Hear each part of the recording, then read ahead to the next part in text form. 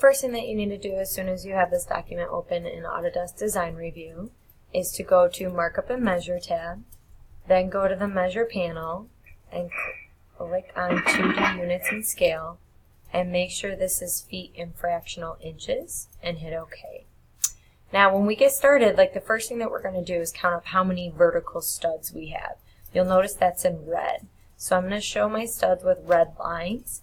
So I'm going to zoom in using my scroll wheel, and we're going to focus on this wall first. So I'm going to click on my line tool, and I'm going to make the color of my line the same color as the studs. And then I'm going to use 2.25 as my thickness, and then I'm going to identify each of the studs. So if I zoom in, and I can kind of get to the middle of this stud.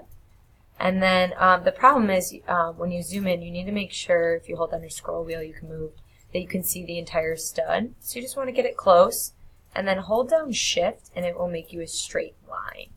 So once you get your line tool, you can then hit Escape, and you can always, exit out of that. You can always, once you hit Escape, click on it and drag it over. So if I like to get close, there we go. So that's how you draw a line. You can do the copy and paste tool. So if you right click, you can copy, but what I like to do is click on it and do Control C, Control V. So that would copy that really quick for me.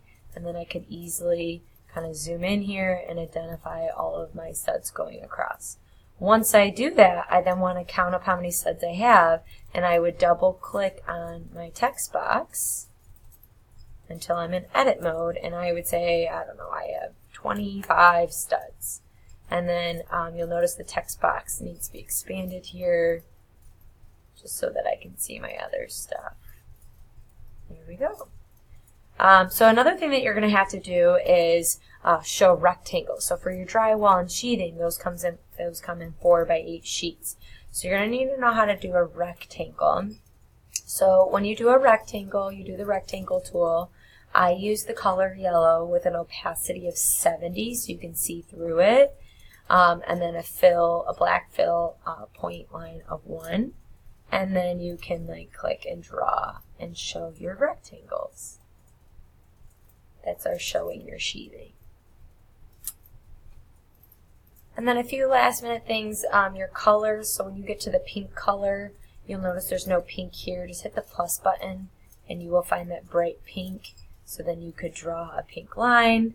And then how to save. You're going to want to save often. So the first time you save, you go to File, Save As, and you'll save it onto your desktop in your CEA folder. But then after that, you can just hit the floppy disk. Be patient while it saves. It will take a long time.